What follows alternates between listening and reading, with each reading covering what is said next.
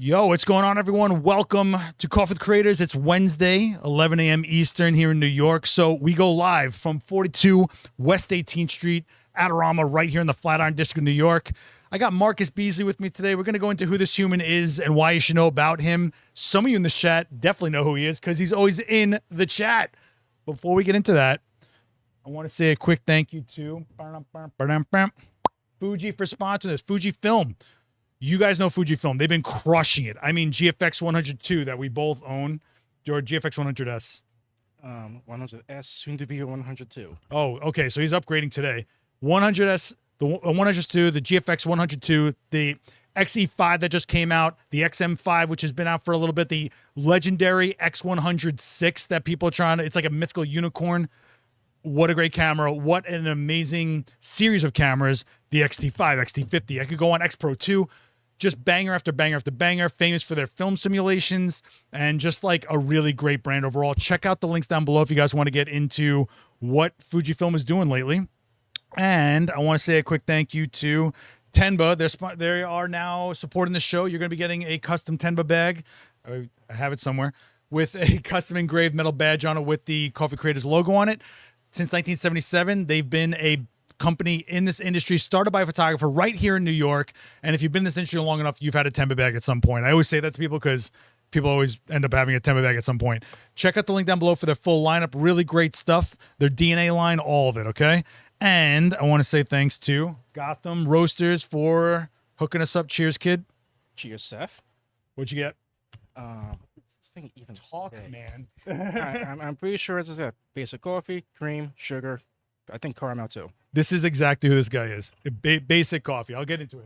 I gotta raise your mic because you don't talk. No, I don't. Oh, talk a little bit here, okay? So, first of all, Gotham Roasters, they're one block up on 19th Street. This is 18th Street. So, if you're coming to a demo, like one that's happening tonight at 5 p.m. with the Chris Knight, love this guy, go over there, get some coffee, say Adorama sent you, come here, grab a seat, and fill your sprains.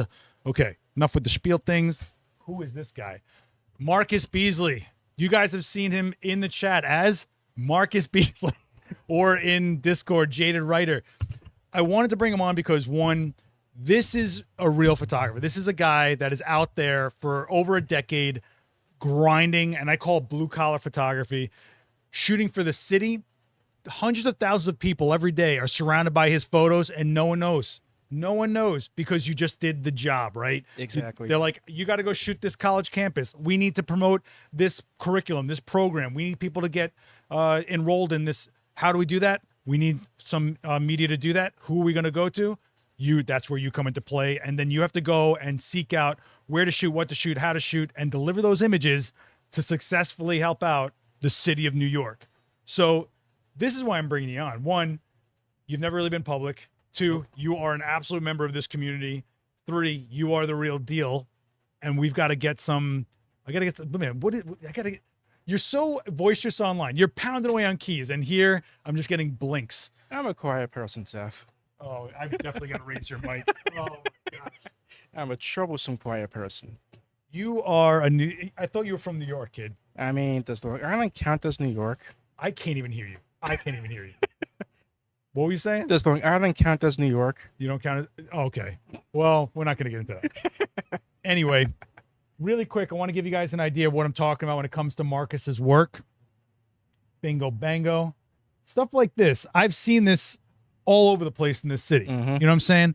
And when you're doing these types of jobs, one, it's a long day usually. Two, you're lugging a ton of gear. I've seen you pack mule in here with your stuffed to hell bag with gear in it like crazy, and you kind of aren't really sure what you're going to get into. You just know that this is the assignment, so you take the tools you think you might need. Mm-hmm. Everything from natural light to creating your own light with strobe or fill light or whatever. Usually strobe. What's up? Usually strobe. And all this stuff goes somewhere. It's not just, hey, I'm shooting for fun. It's a hobby. It's not just stuff that goes away. This is stuff that is used to build other things, and your work is what a lot of other people rely on to keep their jobs, keep their careers, keep their institutions open. Mm-hmm. So there's a lot of gravity and weight to it. The other side of you, which I think is funny, and I mean funny in an endearing way, my man shoots for fun. What's crazy? What is this? Yeah, I am What is psychotic. this? You are always posting street photos, and they're always like just really nice portraits of people, really good moments. They're not like grimy shots in a bad moment for them because they look funny or something. Like, no, you're always making people look great. It's almost like they know you're there, or you're working with them, or you're just grabbing them, but they're always out there. That's the trick. Is like usually when I'm taking some of the street pictures, it's usually I'm right behind their best friend or their boyfriend or something like that. Oh, that is a grimy trick, my friend. I mean, they're just using cell phones. If it's a real camera, then I leave them alone. If the real camera, listen to the snobbery already coming out. Where do you do when you split your time? When you're doing these long days of grinding blue collar photography, like I call it kind of press type work. What is the time split between? Do you just go like, hey, I had a long day. You know what I'm going to go do? Shoot some more. Or is this like the day off kind of stuff? It really is. Sometimes it's the day off. Sometimes if I'm just like really into it and the event didn't kill me, then I'll just like, I go out, I'll take some pictures and just create something. I think the street photography keeps you sharp It does. to, one, notice people's mannerisms. Two, you probably have to interact with people to some degree. Sometimes not. Are you long lensing it? You're one of those guys? It depends. Sometimes I'm on a 34 or 35 or a 50 or an 85 or 135. It just really depends. Sometimes it's just to test something out, but also I just like to mix in with the crowd a bit and just like hope nobody notices me. Yeah, no one's gonna notice him with a GFX medium format system and some giant f2 lens. No. Or like my D5 and my 105 1.4. Yeah, so you are shooting a lot of mixed bag types setups. I mean, I don't think you're one to lean on one particular lens, one particular look. You do lean on the shallow look for your street photography, but when you're going out there for a job, they don't want shallow all the time. You got 3, 4, 5 people in a shot for like a graduation setup or something like that. You're closing down anyway. So when they give you the call, what's a typical job call like? Do you know the campaigns that are coming up? Is there a calendar? Is it like the day of, the week of? Like, what is it? Oh God, sometimes I wish there was a calendar. It's like I do usually sometimes, depending on what it is, get an idea of like sometimes what it might look like. But usually I don't know what's gonna happen until I get there, because I try not to like marry myself to the idea of anything and just like think on the spot. Oh, so you're a photographer. Yeah, basically. That's the thing, is a lot of people don't realize when you see something on a subway ad, how, I don't want to say haphazardly, but a lot of times it's knee jerk. I mean, it's not like this amazing campaign. Yeah, if you're seeing some kind of Maybelline ad or whatever, that's in a studio, you've got a team. You are your team. I mean, that part of it's not necessarily true. Okay. I do work for people, so I do have to announce the fact that I do have a team of people that I work with. There's people in the back end, like the designers, the retouchers, and like the art department there, and I have to give them their kudos too and say that they're also responsible for the stuff that I did make. Okay. It's not just me. It's people. It's other people. So are you working with a photo editor or an editor of some type that's assigning you? A bit. Is like they do like look at inspo that I look at and just like, this doesn't make any sense for what we're doing, because it's just stuff to like give them a visual aspect to what they want. Okay. And then we get there and there's a lot of aggressive dialoguing, I'm going to say, because like I have to decipher obtuse design speak and figure out what it is that they want and then try to capture that. Okay. So walk me through the genesis of a campaign coming together. Do you have any input on that? Or by the time that's already put together, to like execute, give us the guys to go get it? Yeah, I'm basically just to execute it. Nobody wants my input on anything. I'm very negative, apparently. But when you're in the field, you're the final line, right? Whatever you shoot is what they're going to get. Yes. So has there been moments where you've gone, I don't think this is the right direction, I'm going to shoot it this way? Sometimes. And sometimes it's just collaboration, basically. How long have you been doing this for? I'm sorry. It's just like I shoot something, then they get feedback, and I have to like interpret their feedback through my neurodivergent brain, basically, and then correct. So someone in the chat is $5 till you break something. Let's talk about that for a second. I am very hard on gear. Matthew's studio, what's going on, Martine? He's in there. He knows I'm hard on my gear. I use a Matthew stand. Like the big metal one. I love that stand. Okay, big metal one. That's the actual brand. That's the actual name of it, I bet. No, but I got to tell you, man, you're almost abusive to your gear, and you rely on it literally for a living. Okay, I've sold you some of my used gear. I've only broken Sent one it to thing. die. Sent it to die. Are you just working so fast that you're cramming stuff in a bag? Are you like me that just can't organize? Like, what is going on here? It's probably like a mix of both. Okay. And then just like, I don't know what it is that I'm going into. And it's like, I'll pack like 6 different lenses and I'll use like 3 of them probably for an event. I just don't know how it is that I want to shoot something and what the event dictates to like get in there and start shooting. It's just that simple.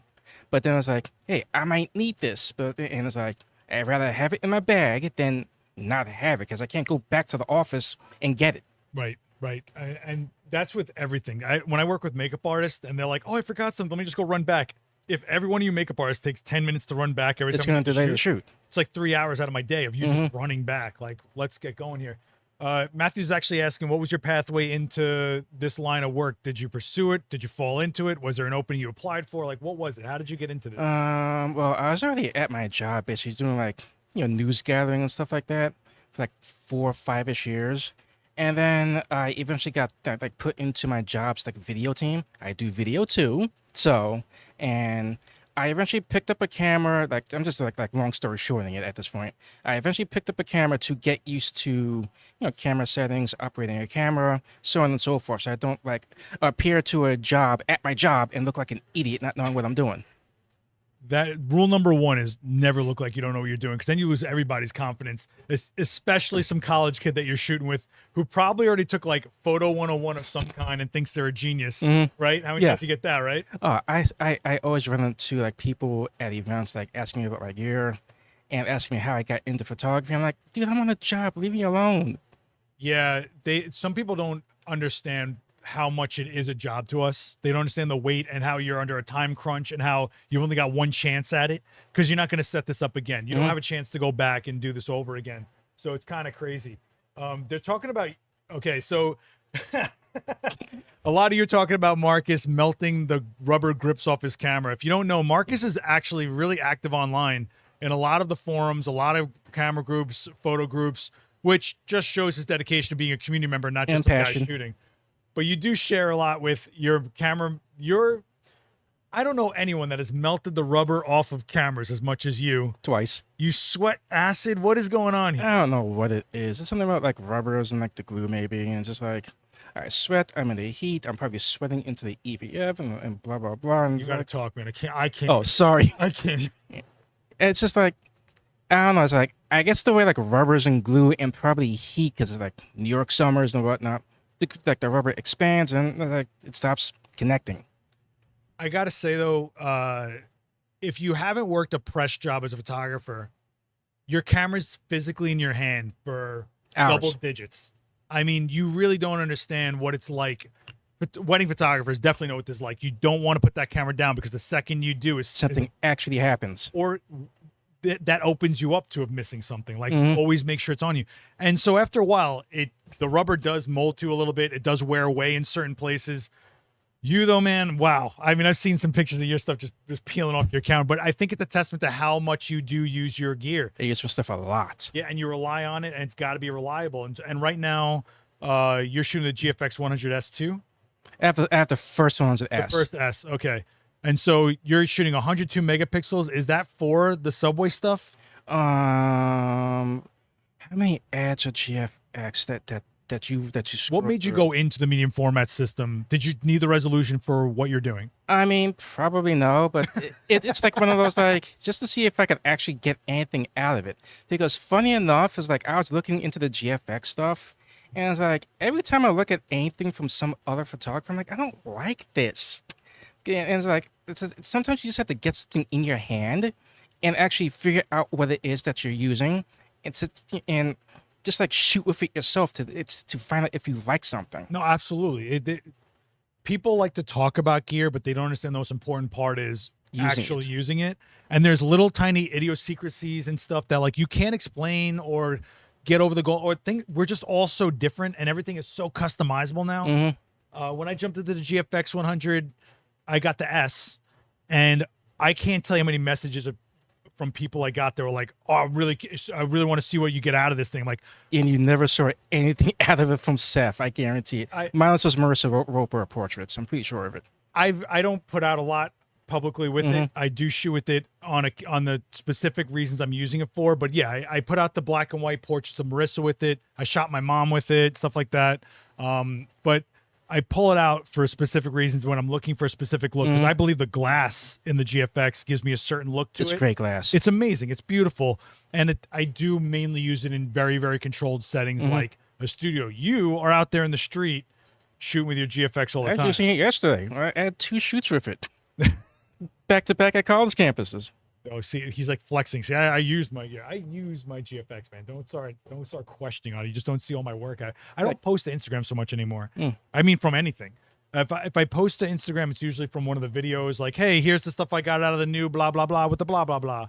I did get to use the GFX 100S2 on this channel right in front of the store with I think the 500mm I think I used on it. So there's shots out of that as well. Yeah, Matthew's saying the big metal one chisels down their catalog to like 80%. Yeah, I get it. So you're essentially working as an agency photographer. Is that kind of like the workflow you get? Like you're always on staff and you're waiting for when they need you to do it? Yes. Is there any nervousness to you about where you're going with the career, or that, if I lose that, do I have clients of my own? Like I work for the state, so I think my job's pretty secure, I would hope. But it's like, I just do what they tell me to do. And it's like what more can I tell you? Well, you're providing a service. You're just trying to provide it at a quality level that exactly, right? Because I've been at my job for years, and I'm not the first photographer at my job. It can't be. No. No. And it's like I saw what people were doing when I was starting photography, and I'm like, I can do this, which is funny because like when I was starting, I was speaking to one of my, God, my job's here. Hi, job. Which one of you is this, I wonder? And I was like, I was seeing the stuff that they were doing, and I was like, I can do this. And before I got off track, I was speaking to one of my old jobs freelancers, and I was trying to get advice from him. And he told me to get into teaching. I'm like, that's not the advice I asked for. I'm asking you for ways to find more experience. He says to go into teaching. And I'm like, I can do this. I don't need your permission to do this. So I just kept doing it. That's right. One of the things a guy I assisted for said to me that always stuck with me is no one ever had to go tell me to shoot, right? Like you were doing it, right? And then when I think we all get this imposter syndrome of we finally get a job for it or whatever, and then we go like, wait, can I do this? Once you've done it and delivered, what's the difference on the next job and the next job? It's just another problem to solve, but you've built the skills up. Exactly. Yes. And I think once you get to that point of confidence that isn't an ego, but like I'm not worried about my getting the job done, that is like one of those that's the best place to be. You're just kind of cruising. Your mind's clear. You can just do the job. You're almost like, how am I doing this? In a way, yes. I kind of say I have like a really good autopilot. And it's like, once you do like enough college graduations, you're not paying attention to anything that's going on at these things. You're just like looking at people, like listening for names of the person speaking, so you know who's the next person. Oh, that's an important person. Let me get this guy. So Kurt's actually asking, do you ever find it repetitive? Yes. But I do. It's a little comforting when it's repetitive. It's like you can just sleepwalk through it. It's like you already know what you're doing. That's right, CUNY. You're in the chat. He'll just sleepwalk through the next job you give him. There you go. Well, I'll be honest with you. I've gotten the same way with the special effects stuff. I'm like, what is it? Oh, an aquatic alien? And you just kind of go into the mode for that. And I'm like, I will light like this, shoot it, and blah. But if I couldn't get it done fast and efficiently and at a level, why am I being hired? Exactly. That's what I look at it as. It's knowing what you're doing. Do you ever throw like weird concepts out? Like, hey, I got the shot we need. You mind if I put you against this wall and get this weird looking thing, or try this lens out? I feel like I did that yesterday, and just got some solo portraits of a student just like, leaning on a wall and just like being relaxed and looking good. I was trying to make sure that they look good, but it's like, of course. But it's like, you also have to just like know what it is that you're doing to know that you can even just experiment and put it off. Yeah, and I think, especially with what you do, it's important to throw something against the wall every once in a while, just to break the mold that's in your brain, and so that the autopilot gets subsided and you get psyched on just some oddball. Because you might get a job you and me are completely opposite. Like, I'm always throwing curveballs. Mm-hmm. I have no idea what's going to happen to me. If I had to consistently shoot for a place that's looking for something specifically, I'd probably get to a place where I pitch them ideas. I'd be like, hey, I know you need this, and we've done this, and it's everywhere, but what if we do that? Have you ever tried to pitch a concept? No, because nobody listens to me, it feels like sometimes. But sometimes I just like to see if somebody throws something at me that I've never done before. Like one of the ads was something that I've actually never done before, actually. Yeah, it's the... I'll show it to you when we get to it. Yeah, right there, that one. Like, click on that and keep scrolling down. It's probably like the 4th or 5th one. That one. Yeah, this one, looks curated. Yeah, I've never done that before. I've never done the gel look before. And I think before we even did that, I know we had a test shoot before we did that one. I think the night before the test shoot, I was actually experimenting myself to see if I could even do it. And I even like went through to people in the Discord to even get advice on how to do it. And eventually pulled it off. You needed advice on how to put a gel on a light, Marcus? On how to mix it and how to like get it to actually like appear on the background properly. Yeah, well, a lot of people don't realize that when it comes to stuff like gels, the power of your light is so crucial. If you push too much light through a gel, you're not gonna see it. It doesn't saturate. I think I actually double stacked my gels for that one, actually. And then you start eating light. Then you start running out of power, and then it's like it's always a trade-off. That was a triple pro photo shoot, like shot actually. So Brad's actually asking, what's the hardest shoot you've had? Would you say that's probably in there, or you probably have difficult people rather than difficult jobs, right? Probably that one was one of them. I was actually gonna post one of the hardest events that I've ever done before, but I was too busy yesterday, man. I was cooked. And one of the hardest things I had to do was, it was like 2022. Actually, I had to like look up the folder actually, and it was at night, and it was at like a nightclub bar kind of thing, and it's like the whole thing was lit by window light at 7 p.m. in November. And I was like, you can't keep ISO writing. I'm like, all my shots are going to look grainy and useless, and they're going to look ugly. So I'm like, hey, I have a flash. You can't be natural light forever. No. And it's like, I'm going to shoot this at like 1.4 or whatever, and just like illuminate people and just like throw out the background and make it look nice. Yeah, people don't understand that, especially with like what you have to do. Unless you have full control of when you shoot, where you shoot, you cannot rely on the light being the variable. Because sometimes it doesn't exist. If you have an overcast day that's so heavy and you needed some dimension, or your color drops like crazy, or I mean, and I think it might have been you. Somebody was talking about riding their ISO in situations like that, and then they were talking about it gets too noisy, and this was like, well, I'll just use some AI denoising, Topaz probably, or something like that. That's not an option for me. I don't have time to topaz like 500 images. One day we will get to a place where there's like there's real-time denoise. There probably is already at some point, but the reality is that everything starts with what's in front of your lens. The garbage in, garbage out. If you want to make it clean, make it clean. Running light will get you and wouldn't you want to be able to stylize when you got to stylize? Wouldn't you want to not have to worry about what time of day it is? Yeah, I think dropping the natural light thing honestly makes you a better photographer. Don't drop natural light. What are you talking about? Learning how to actually use flash, I guess. Yes. Like I can do both. There you go, Adam. There we go. We're gonna get you there.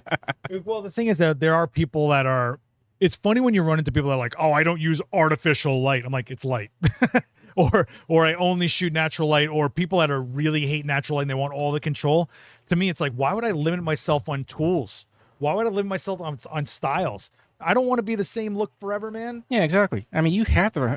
I mean, like I do video work, so it's like you have to know how to light people for interviews. So someone's asking, did you take the DCAS exam to become a photographer for the city? I don't even know what that is. Yeah, me neither. I actually have no idea what that is. Anyway, what about press stuff? You've been working for the schools in the state, but like, I know you're a nerd. You don't think you want to go to Comic-Con and cover that for Getty or something, or I just prefer to cover that for myself more than anything else. Like, why should somebody have to buy like my images from Getty to get them? wow, listen to this guy. I don't know, because you do it for a living. I'd rather just like get paid from the client themselves and then do the whole Getty thing. To me, that's what's interesting about you is that you grind so much for the job, which is shooting, and then you go and decompress by going to go shoot. Like, to me, you can't put a camera near me when I'm burnt out. I mean, That is me sometimes. Yeah. That is definitely me sometimes. I'm like, I don't want to touch you for like the next 3 weeks. I'm just gonna go sit in my bed, lay under the covers, watch some anime, and be done with it. Like leave me for 3 alone. weeks. For 3 weeks? Yes. Wow, Like, kid. you cover 6 college graduations in like 3 weeks. You're not gonna want to touch a camera for a bit, and then do events, and then do interview work, and then do whatever else people ask me to do. Like no, I'm not gonna be and headshots, and I'm gonna leave you alone for a bit. The interview work, I think, it can actually is the most interesting, because in the end you're getting to a look that's stable. Then you're just trying to get them to talk. Mhm. You know what I mean? So you're letting the gear run, and you're just trying to get them to, I don't know if you're the one moderating or just setting up if you're just AV or whatever, but I'm usually just like the guy behind the camera. you're just doing that, and then Yeah. someone else is asking the questions and all that type of stuff. Yeah. And then you just deliver the footage. The one time I had to do an interview myself, which was kind of a bit of a curveball for me. But I'm like, hey, I went to journalism school. I know how to like interview people. So yeah, my degree is not in photography. Funny enough. Yeah, but you're doing journalism. Like, that's essentially In a what way, you're yeah. doing. Yeah. Mhm. Someone's actually asking, what is your favorite shoot? What's been your favorite shoot? Have you had something, or it's all just work to you? I can't even remember 2 weeks ago. Oh, come on, kid. Like my favorite shoot. Yes, this is Marcus from the live chat. This is exactly who this is. Mike, listen, my goal with this show isn't just to give you names and hopefully people you'll click on, but to make you guys feel like you're part of this, because you physically are. I've watched this guy come in here for years, sweating his brains out, going to Maury right there in the back, getting the gear he needs to just go head out and go shoot again. And then by nightfall, somewhere online, he's shooting some of his street work. This kid doesn't stop, no matter what, even though he just says he'll take a break. But like, it's amazing to me how much he's into it, his dedication to it, the fact that he's actually doing it. Because how many times do you hear, oh, there's no industry, we don't make a living at this anymore, and yet you're out there constantly, right? So what do you say to those people that say this isn't a career or whatever? I mean, for some of those people, they're just not looking for it hard enough, because there's something there. But then again, my industry, like, nobody knows about like shooting for a college. That's like the last thing people are ever going to think about. It's usually like headshots, weddings. Hey, I'm gonna go shoot birds. Sometimes motorsports or fashion or whatever. Like, nobody would ever think to go and shoot for a college system. I think the problem is that people look for the glamour jobs and think that that's the pathway, but they don't realize that in the end, this is still a job, man. Oh yes. You know how many things I've shot that I couldn't care less about, but I got my rent paid. Or one of the things I always say to you guys is, I'll shoot product at my studio. They ship it to me. I don't got to worry about what time, call sheets, whatever. I do it overnight. Still make my rent. Am I proud of that work? I mean, it's clean. Am I going to show you guys Like, that did stuff? you make it look good? That's all that matters. It's all right. You did your job. You applied the skills that they hired you to apply, and you delivered them what they were hoping to get out of it. Do you worry about AI? Do you think some college at some point college will be like, we'll just make some random student? Sometimes yes, but at the same time, you lose the authenticity doing that. And it's like, sometimes people want to see an actual person so they can actually identify with that. See, my worry is we're going to have a generation of kids raised on fake images and go, I don't care. I literally don't care. You know, I think it's going to be a huge discussion once we have a generation that didn't have a connection to authenticity and just want immediacy and lower cost and on to the next. And that's my worry about the AI stuff. I mean, my answer to that would be like, would you want an AI generated image of your mother? Well, does she look good in the picture? You know, like that's really what's going to come down to, is what, in the end, what we produce is at the mercy of those ingesting it, right? It's just like the people that came here last night for the critique. Like, yes, you can stand by your work and love it all you want, but if you're trying to gain an audience and it's not happening, you're subjected to the mercy of the audience to grow if you want. I think that we're going to get to a point where we go, because don't take this wrong, but like you are almost doing made to order stock photography. I like to think I shoot better than stock photography. Yeah, but I said don't. But I know what you mean. Look at this guy. Calm down, or I can feel the heat coming off of this guy right now. Puts on his salmon shirt, you know. Got a haircut for this and everything. I got to send this to my mother. Of course, I want it to look good. Well, I wanted to give you a bit of a spotlight because I just think that people lose sight of not everybody's on a stage talking about posing tips. Not everybody is sponsored by a brand and getting gear to show off and talk to you about what they would do with it. Not everybody's doing book deals. But some people are out there and you're living with their images around you, which is exactly what you're doing. And I think you've got to give yourself some credit on that. I know you have a little bit of an ego about it. Just a little bit of an ego about it. But I think in the end, you are being chosen to do the work because you've constantly been reliable to deliver it. A lot of people go out there and can deliver amazing work, but they were either took too long, late, didn't actually deliver what they were asked to deliver, all sorts of reasons. Was that like your biggest concern when you were building this as a job, to be as reliable as possible, or were you always striving to be something else? I didn't know what I was striving for when I first started, to be honest. It's like paycheck to shoot. Like as I said, I didn't get started. I didn't like get my degree in photography. I wasn't even interested in photography until I was like 31, actually. So what happened? Like as I said, my job put me on the video team. I'm like, I have to run like cameras in some way, shape, or form. So I took up photography, and dude, the first couple of like events I did when I was starting out, oh my, He said, dude, God, I was so nervous before every one of them for like the first 8 months to a year and a half, probably. And then eventually you just get through it and you just start improving, and you just get your fundamentals, and it's just like you're off to the races basically. And then you get to the point where you could sleepwalk through your shoots. You got to stop saying that if you want to get help. Stop saying it. Okay? I'm trying to help you out, kid. Will in the best way, I guess. Will's saying that Marcus's work is probably seen by more people than the rest of us combined. It's kind of interesting, right? Like, I think people get caught up in like what size paycheck and what prestige. It's not that big. Yeah, well, it's a job. Man. It's a job, but you're doing a job you actually want to do and proceed with, and it's a job that, by the way, when you're done at the end of the day, lasts forever.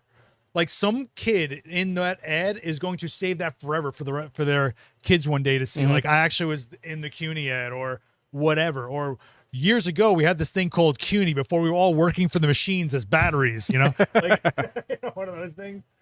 Sarah is saying, Marcus will say, I can't upload this to Dropbox until Monday, then send you the Dropbox link in an hour. Yeah. That's the way to do it, though. That's one of my social media people at my job. There you go. But that's the way to do it, right? You under promise, over deliver. You then dig yourself a bigger grave because they always think you're going to. Yeah, I'm busy. Sometimes I cannot do it. Sometimes I cannot work until I'll do it. One time I was at work till 2 o'clock in the morning after college graduation. Are you given a shot list? Like, how is the actual structure of the shoot? For events? No, not really. You just go with it. So what about a campaign? Campaign, you have like some idea up to a certain extent. Then it's just like finagling the shot till you get what you want, and then it's like, can we just like stop already? So let's say, okay, CUNY's going to launch a campaign. Do they give you a briefing on what the campaign is and what they need? Do they give you a number of shots that you need to deliver? Is there resolution requirements? Like, what is the job? There are definitely resolution requirements because I do believe the service that we use for the ads, I think they require like 45 megapixels at the minimum. And it's like, I usually shoot with a Z9, and that's also why I picked up one of the reasons why I picked up the 100S, just for like the ease of cropping and resolution, and so I don't get emails back to me about saying like, this isn't high resolution. I want no emails thrown at me like after shoots, because it's like, it's a headache. I just, like, once I'm done, and just like, please be happy. Do you like hold your breath after you sent the shots? You're like, all right, if I don't hear anything in an hour, I'm in the clear. Like, is it one of those kind of things? Sometimes. Yeah. So tell me, like when so that they're going to launch the campaign, do you get a briefing of what they're looking for? Like how do you know what to shoot and how they want to shoot it? What do you get? You don't get a mood board. I know that. I think it's just like based on Pinterest sometimes. So it's like sometimes just there's an idea of what we want, and then it's just about executing the idea. And like as I said, aggressive discussions on the shoot, trying to figure it out. Do you? I've had this happen to me where someone hires me, and in real time, people in other countries, by the way, are looking at what I'm doing and then sending me adjustments on the fly. Like, no, we want to see more of this or less of that. Yeah, we've had that a couple of times. You send them like proofs, right? Yeah. And have you had to like, but I'm sure you're working at a point where your team knows what you deliver and how you deliver it. And they go, hey, Marcus, can you do that thing similar to that other thing you did that time? I hate that. I hate shot recreation. Yeah, but they go by reference of what you can deliver. You know what I mean? There's plenty of times people come to my studio, slap down, usually an inkjet print on a plain paper, and they go, hey, can you recreate this? And I'm like, I shot that. Where'd you find this? Yeah, I think one of the last things my inspo, an old shot I did was the inspo. And it's like, yeah, I can recreate that. And sometimes it's about people not location scouting properly. And your job isn't based on hourly, right? It's like, I have to deliver this. So if it takes you 3 hours or 12 hours, you're doing the same job basically, right? I mean, my job is hourly up to a certain extent. It is? Yeah, okay. I'm staff, so. Oh, okay, you're staff. Okay. So then you're just milking the clock going, I gotta change the lens. I mean, I can't milk the clock because it eventually runs out. You need some sarcasm in you, buddy. You know what I'm saying? How many times have you fallen at your sleep editing, Tyler? I usually fall asleep after I'm editing sometimes. It's depending on what time of the day it is. He's usually listening to this show while he's editing. That too, or music, actually. I will say that you've been very active in my personal channels community, but also the Adorama community. How did you venture into this? I've been coming to Adorama since I think like 2017. Yeah, Maury, I'm pretty sure that check the backlogs to be coming in, which I'm pretty sure was a rather long list actually, and it traced me back to like 2017. I know exactly what I bought too. Oh yeah? Yep. What was it? Fujifilm X-T2. X-T2. Wow, that is a while ago. And you've been sticking with Fujifilm for... Yeah, basically. I've been shooting. Yeah, I've shot Fuji since about from like 2017 to now, for like a year and a half break in between that, and then it's just like Fuji gets a lot of my money now. So I know for a fact Maury is on speed dial on this kid's phone because the second a lens comes out, speed dial. a lens comes out. If I did the video for it, you then hit me somewhere online going, "Hey, what'd you think about this? And does it do this?" I give him an answer, then I watch Maury get a message.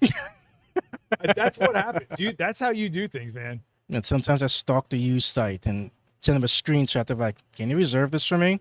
There's no, listen, I think it's the smartest thing to do is check the used every morning. It changes every day. You don't know what got sent over. You want to be the first. And Absise bought underneath my nose everything I was looking for because it one day ended up in the used and I slept on it. And now I go to his studio and I look at all the stuff that he bought from the used that I wanted. Is Ab made out of money or something? Ab's just amazing. If you guys don't know Absise on this channel, check out Level Up with Absise, one of the best educators, most technical photographers on the planet. I love this guy, amazing guy. Only man I know that has more GFX lenses than I do. Yeah, you do have a collection of GFX glass. Someone is asking, like, what is your like bucket list shoot? Like, what do you actually want to go shoot as opposed to being told what to shoot? Since I really like anime, I'd love to do like a really like high-end cosplay shoot. You can make that happen pretty easily because you know what's happening next month, right? What is it, Anime Expo? Yeah, Anime NYC is here. The biggest anime cosplayers come to town. If you just see who's going to be in town, schedule it, make it happen. Why are you sleeping on this, man? You're busy getting haircuts. You grew a mustache for this. Come on, what is this? I'm going to make you a pro yet. Don't worry about it. Brad's asking, how many times has one of Seth's shots been there for I don't know where I came into play because you popped up in my comments and my chat one day and you never left. No, I didn't just pop up. I ran into you after a Street Fighter V tournament on Twitch. Yeah, I met you in person.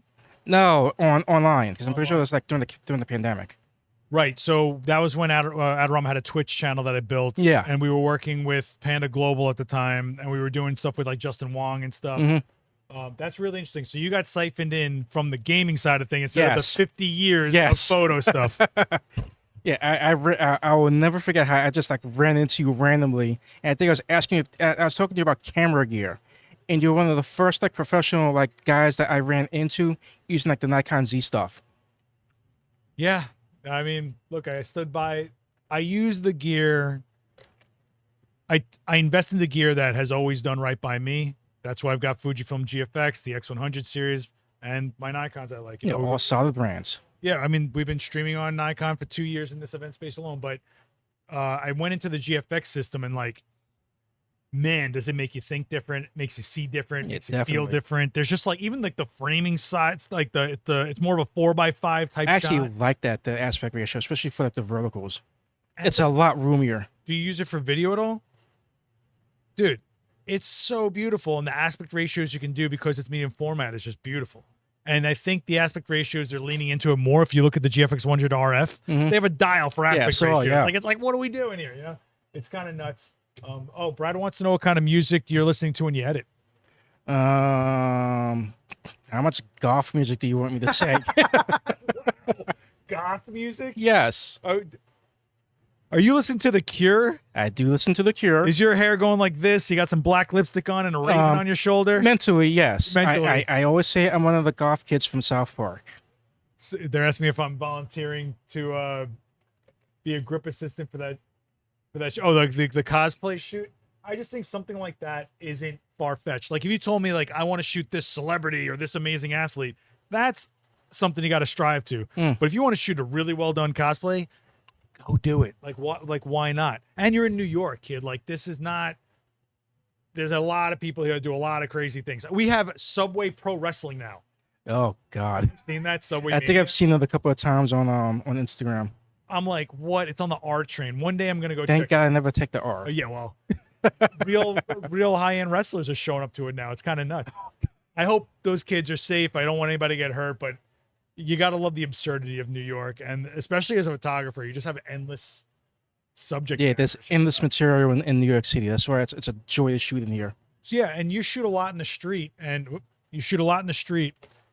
Do you ever connect with those people for later on? Like, is there some people that you've stayed in touch with? Or? One time I shot a couple in Central Park, and like a couple of months later, I shot their wedding on the Brooklyn Bridge. That's the way to do it, man. You make you shot, and so whenever, do you contact everyone that you shot, or you just walk out of there sometimes and don't even let them know they got photographed? It's definitely that. Sometimes people catch me. Sometimes people want their photo like deleted. I'm like, yeah, I'll delete your photo. Sometimes it's like, if you don't say anything when you see me, and I know you see me, I got your consent. So. Well, you're also mostly shooting in some of the most dense areas of New York. Oh, of course. I mean, I think you're in Times Square a lot, right? Times Square, if you don't know, if you're not from New York, in the darkest of night, you will have light in Times Square. Exactly. I mean, it's insane. I've even seen guys make Times Square look like Tokyo. You know, they kind of like mock it a little bit. But I think that's the best way to go about getting work is you're already producing something for them, and then they go like, oh, this is like serendipity. I don't know if they could do that, but like, do you want to shoot weddings? Do you want to shoot for people privately? Or you're like... It depends on the workflow and my time schedule. I wouldn't mind doing a wedding. My time schedule. You hear this, kid? Do you hear this? Oh, my time schedule. Oh, you're getting married? My schedule. I don't know if your life-changing event is really going to... I'll have to check my schedule of, shooting in the street for no money. And getting cooked by my job on a weekly basis. Does your job, like, does the city or the state ever see your street work and ask you to do something along those lines? Or do they check in on the other work you're shooting at all? Or? I mean, they do know of it. Do they always ask me to shoot anything that recreates it?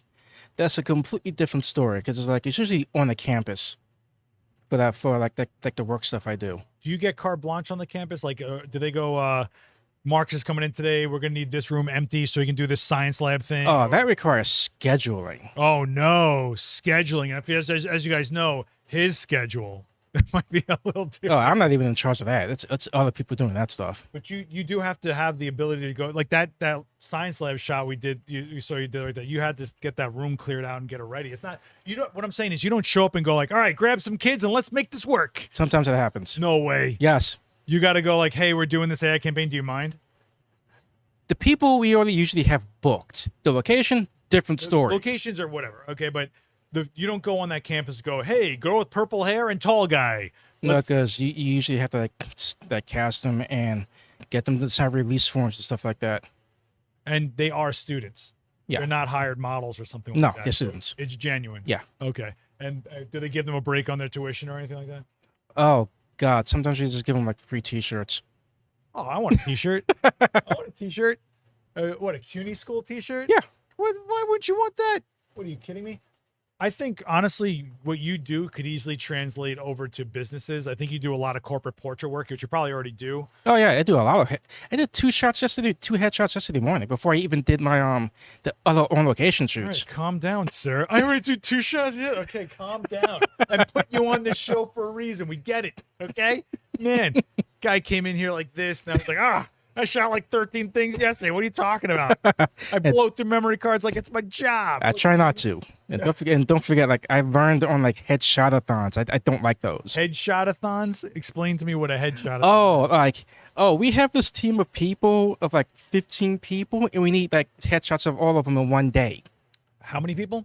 15, sometimes 20. Oh, that's a headshot-a-thon for you? Oh, I'm pretty sure you've done more. Are you out of your mind, son? I think Brad has done like 100 people or something like that. Bro, I have done for an Adorama event alone during a Grammys party. I did 400, and they were printed and emailed to them after I shot them. I had to do 4 in a row, which means I couldn't have a skip. I couldn't have had a bad frame. I did that twice for Street Dreams. Steve Irby, if you're watching, what's up, man?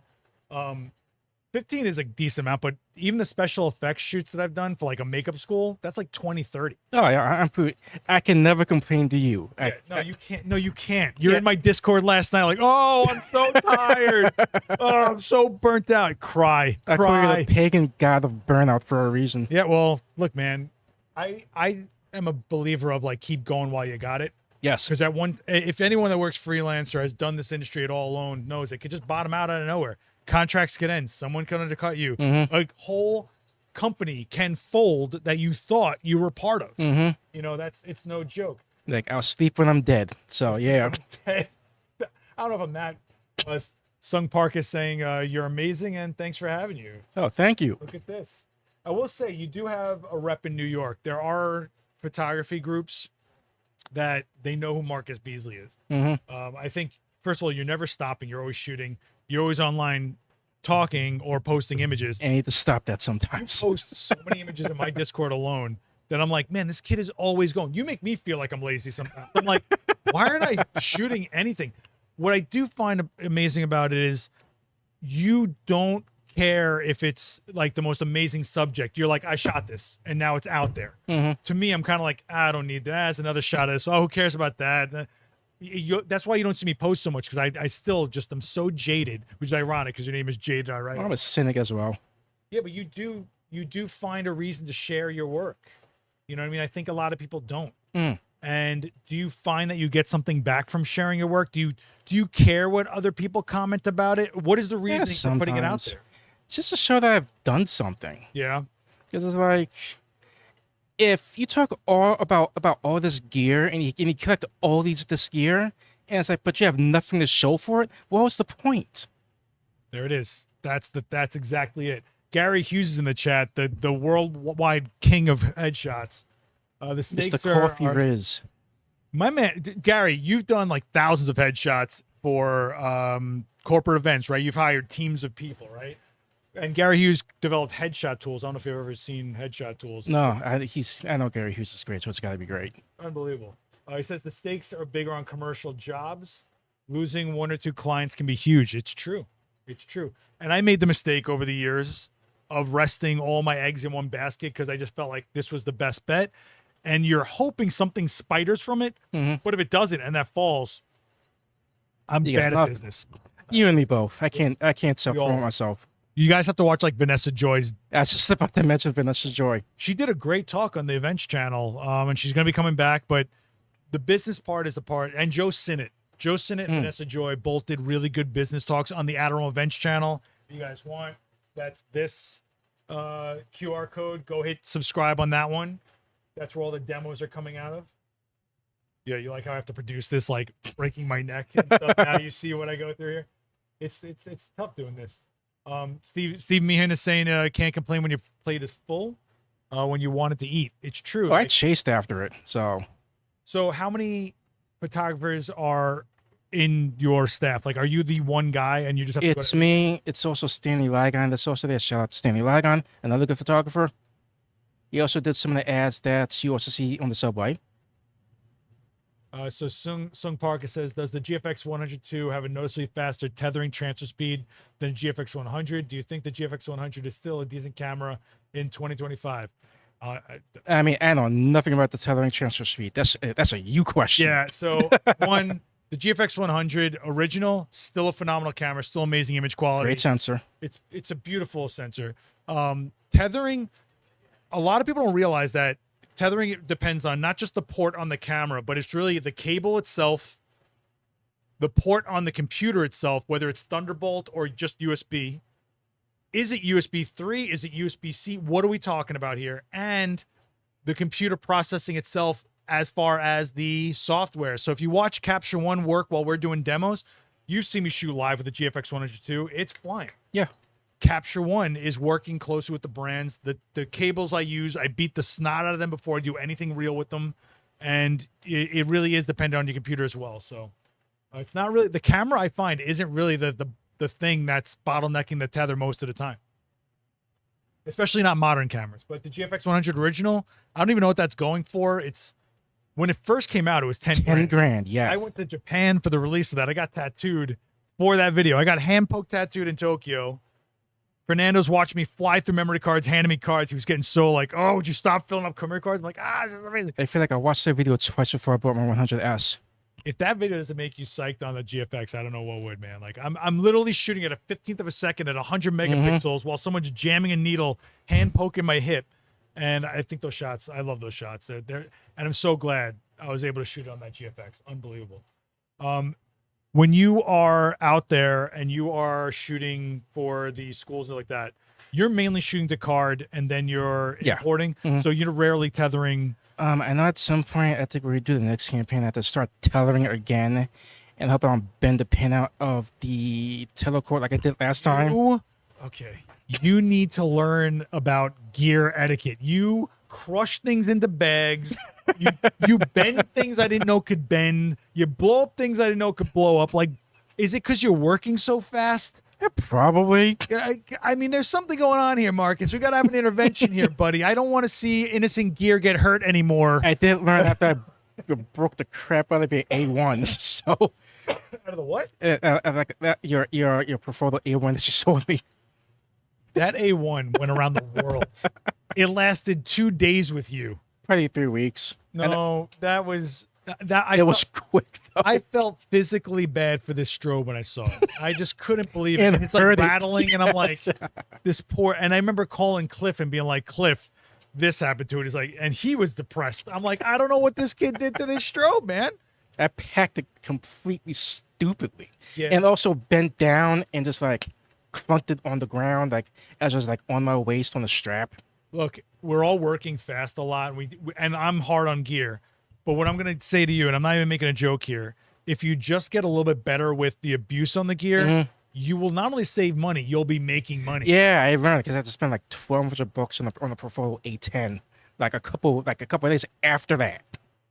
And I'm like, yeah, this stuff's expensive. Let me not break it constantly. And even pro gear that's meant to take abuse, it has its limits, or you shorten the life of it. It's not that it'll break immediately. It's that something later on, and it'll happen while you're on a job, which is the worst. Yes. And then you don't have a redundancy, which you're probably going to fix today when Maury over there. Maury, get over here. I got to give Maury a shout out. This is your man, right? Yes, I always buy stuff from him. So get over here. Stop talking to him live. Guys, if you don't know, this is Maury. This is the guy I'm always shouting out. This is your guy. Hi, My Maury. guy's right here. You're my guy too, though. You're both look. my guys. So how often does he bother you about new gear? About every other month. The new cameras and new lenses. Depends. He calls me. I get it ready for him. He comes the next day and picks them up. If you didn't catch that, he calls him. That's with a capital W. I do text him. I text him. He calls me, I text him. And he sends me photos. Yes. The camera and the lenses. The next day, even the same day, I get photos from him. Ask him. This is true, yes. But that's a working photographer, right? The best. Gentleman, right? Oh, Yeah, thanks, the Maury. best? Better than you. He's the but best. he's Oh, I'm saying it. out of my He's stream. better than you. Guys, this You're is both good Maury. guys. You're both good guys. If Seriously. you come into Adorama, you ever come for an event, go say what's up to Maury. He needs friends. Look at him. Look at his face. Look at his Al face. also help him sell stuff. Yeah. But he gets you what you need, right? Yes. Yeah. Sometimes you have to correct him, but yes. We need a shirt with Maury's face on it. Do you? Nobody does, Tyler. How New York does he sound? Very. I think he could be an app on someone's phone. The way he talks, like I just feel like he's got to do a voiceover. He could be Adorama Siri. Oh no! What did you need? The 1.2. And it'll give you like wrong aperture information. All right, Brian. Anyway, so what's next for you? Do you hope to jump into a different genre? Like I'm not saying that you're going to leave what you're doing now, but is there some aspiration in this industry you're aiming for? Do you hoping to collect yourself some private work to put out some kind of series, or are you looking to what? Like what are we going? Oh, that's beyond like trying to survive to make it to retirement. I mean, Well, not retirement, but like you're not going to look. We all think we're going to do it the same thing forever. I thought I was going to shoot zombies forever.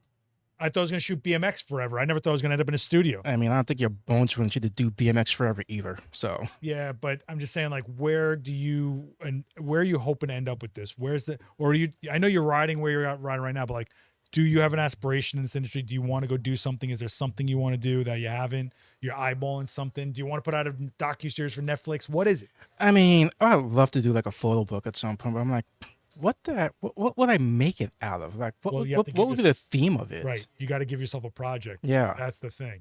So you got to find something you care about that you want to document and put yourself into, and something that won't burn you out after you've already been shooting for everybody else. It's tough.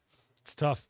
If you had to pick something right now to go after for a book, is it cosplay? Is it something like that? Like Cosplay would be cool. Is it people? Do you even care about anything else besides people? I'd love to do like a street photography book. I guess with me and people would be cool. Like everybody does animals and stuff like that. It's like you and me both run into these people. You know exactly what I'm talking about. I don't call them these people. I call them community members. Thank you very much. I don't know what he's speaking of. I love you all. Well, look at Amy Touchette, right? She put out a playing card deck of all her street. Yeah, I saw that episode. That was fantastic. It's so dope. Yes. I was like, take my money now. This is sick. I don't ever want to play them, like, because I don't want to bend or whatever. But Yeah. it's just a cool thing that's not the usual. That Yes. still supports a photographer. That gets your work out there. And it's inventive. It's inventive, but people also interact with your work a different way. If it's a playing card that's this big, it's a very intimate you and this card. A book, it kind of exists till someone approaches it. It's a different kind of thing, you know? So maybe it's not so much your subject matter. Maybe it's more your format that you should look at. I don't know. Call me crazy. Oh, Will bought those playing cards. Awesome. Let Amy know that. Tag her or something. She'd be so happy. She comes here all the time. She's like, hey, man. And she's taking pictures of everybody. You know, Amy, what a ray of sunshine that woman is. And she does amazing articles on the Adorama blog. If you get a chance, read some of her articles. Daniel's been putting her to work. I'll buy whatever Marcus puts out, says Terrell. Yes. Hi, Terrell. I know him. I work with him. I took that headshot he's using. Let me coach you a little bit. Oh, Terrell, it's great to meet you. Wow, I have no idea who you are. This is great. I have a fan. Would you stop? He's Would my you help coworker. yourself out? Stop saying this stuff. Sorry. Would you flex a little bit? So Sung Park is asking, how do you get such great expression out of the folks in your street portraits? You stalk them, don't you? Yeah, a little bit. I mean, the long lens ones, I could tell you're looking at them for a little bit and you're waiting. Yeah. You know what I mean? You don't just shoot to shoot. You see someone that's interesting, I'm guessing, and then you wait for when Yeah, you you pay want to attention. You pay attention. Who Yes. does that anymore? What is this? It's like I learned how to like shoot events through street photography. Right, exactly. You're applying one to the other, which is a major thing, Yeah. right? When you are shooting the street photography, you were telling me earlier, you kind of notice their relationships to other people and you lean on that. Can you talk to me about that for a second? Like, do you see, like, if their boyfriend's there or something like that, you're paying attention to that? Yeah. It's like I look at what they do.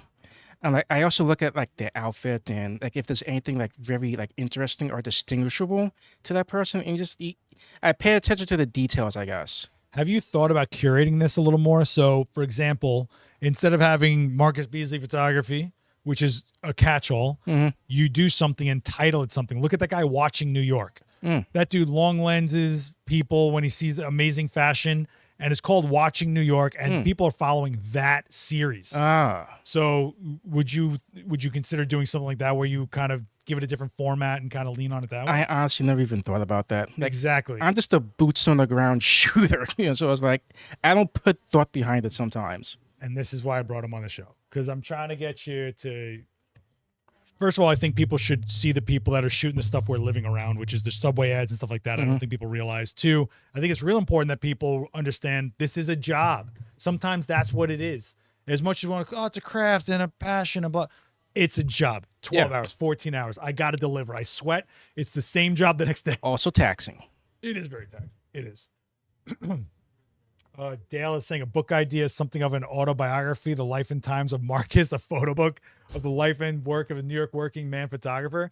You don't even do BTS, man. You don't even show like what I'm shooting with today. You don't even open up your bag and show the bag. I have never seen. Do you want to see the mess? Honestly, I'll tell you what. I would see the mess if it somehow gets better over time. Look at me. I am not. Look at this. Look at this. I am not organized. But you are on a level that cannot be matched. I have never seen. Like, I know there's a picture in your Discord somewhere of my bag during one of my Fuji days. It's like XX2, XX2S, 7 lenses, a 200 f2 crammed somewhere in there. Yeah, crammed is the right word. My man came in here one time. I was like, "How many dead bodies are in this backpack you have on?" I was like, "How are you packing your gear?" Oh, my think tank bag. Yeah, it yeah. looked like a 1990s LL Bean bag with giant textbooks in it. I was like, "What is happening right now?" And you guys know exactly what I'm talking about. You know those LL Bean bags those kids used to have with the dual zippers. Yeah, I don't know. Like, I am not going to be sponsored by Think Tank. You guys make great bags. Thank God that thing keeps form. Because dear God. Well, that's also why people invest in. A lot of people buy the glamour stuff, right? The lens, the camera. Then they go like, "Give me the cheapest bag you got." Yeah, don't. What That's are how you your stuff doing? gets broken even quicker. Yeah, and a bag is something that you will keep no matter what camera you change into, whatever lenses, whatever lighting, that stays constant. It's to me, bags and cases are another level of grip, Yes. and that goes for your whole career. I have bags from day one; they're destroyed and covered in some. Yeah, I still have one of my first camera bags, actually, yes. Yeah, because you don't really ever sell a bag. You always use it as like a storage thing and later. And then it eventually dies, and you chuck it in the garbage, and you replace it probably with the same thing. Because I'm like, hey, that thing worked constantly. It survived me for 3.5 years. I'm buying another one. I have a bag. I don't know what brand it is, but I cut the straps off of it. And now it's literally just something I pull off a shelf when I need it as like a case, basically. And it's huge. I'll never wear it again. But I remember wearing it when I was 21 and going, oh, this is why my discs blow out of my back. Every now and sometimes then. you have to like figure out like what kind of bag works for you.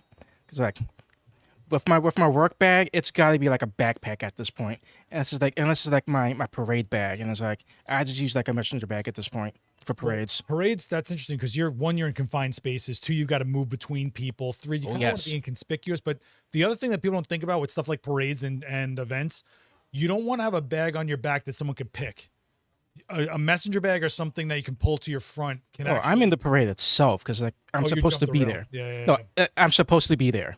Like for the parades that I do for work, I'm supposed to be there. I'm in the parade. I'm chasing the float and everything. You get a press pass? More or less.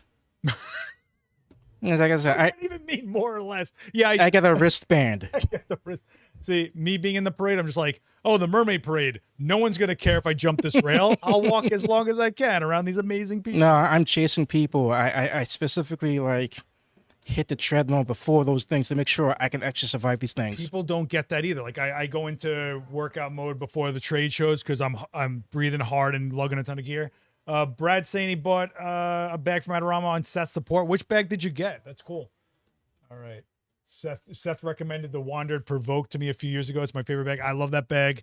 And I just funded their everyday carry bag. Nice. On that. But I also, Tenba has given some amazing roller cases. I think they do some great stuff and very innovative things. And they also have good like micro cases, like the case that go inside the cases with the clear plastic. The clear plastic has probably saved me more time in my career. If you add up all the times I just looked at it and go, not that one. Yes, that Yeah, one. for organization. Oh, forget about it. Bro, we're at the hour. Oh my God. See? I What survived did I this. tell you, man? What did I tell you? Guys, do me a favor. Support your own community member here. Hit follow on his Instagram and yell at him to keep on posting stuff he's doing. You're throwing it on Discord. You might as well throw it out there. What are you Well, doing? sometimes you have to work stuff. I don't know if I can even post it because it's like headshots, corporate stuff. Like, can I post these? Also, for like some organizations, they probably don't want their stuff in the public anyway. You need a phone photo of your Subway ad in said Subway environment. Come on. I do need to do that more. Yeah. Yes, you do. And that's not hard. You're in here bothering Maury. You're busy melting rubber off your cameras and breaking strobes. You can take a second and do that. I don't think I broke a strobe. I broke Don't even start this. You don't even start. You've broken something somewhere. I don't care what it is. You've broken it. All right. I'm just going to say that. I mean, it's bananas. I I broke myself. Marcus, thank you so much for joining me on this. I really hope that this is one step in another direction to expand your career because I think you're out there talking a lot to a lot of people. Now I want them to know who's out there talking to them. So hopefully you use this as more of an expansion point for yourself. I really do. I hope it happens. Listen, I appreciate you coming. I appreciate Thank you for being asking in me. Of course, man. I appreciate you always in that chat. You're always helping people out. When That's someone has right. a question, you try to answer. You're always sharing work, and that's what keeps this going. Everybody is exactly this. And if you have any advice to give it to a young kid out there that's trying to just do this for a living, what would you give it to him? If somebody tells you you can't do it, don't listen to them and keep going. That's a New Yorker. That's straight out right there. Guys, just so you know, tonight, 5 p.m. on the Events channel, if you want, bingo, Chris Knight will be here shooting live, quick, timeless portraits in small spaces, whatever clickbait title he gave me. It'll be amazing. It's Chris Knight, right? And next week, I'm bringing in Josh Torrey. Josh Torrey is a 3-time Emmy-winning special effects makeup artist, Marvel, Netflix, Saturday Night Live. I shot that Popeye makeup for him. He'll be my guest next week. So I'm going from Marcus to a 3-time Emmy winner. Nah, but you should feel like you're at a level. You're working hard. You're producing work at a level. Don't take that away from yourself and start flexing a little bit. Don't give me this gee shuck stuff. All right. I don't want to see it. Guys, do me a favor. Check out this QR code for the events schedule, Adorama.com/events. Check out the Adorama Cinema channel, Adorama Events. Make sure you're coming to 42 West 18th Street, bothering Maury. He needs it. Trust me. He loves being bothered. Marcus, I would know. thanks so much, man. Appreciate you. Thanks for having me on, Seth. All right, man. We'll see you guys on the next one, and hopefully I'll see some of you guys tonight on the Events channel. Be good to each other out there, and have a great rest of the week if I don't talk to you. Later, guys. Peace.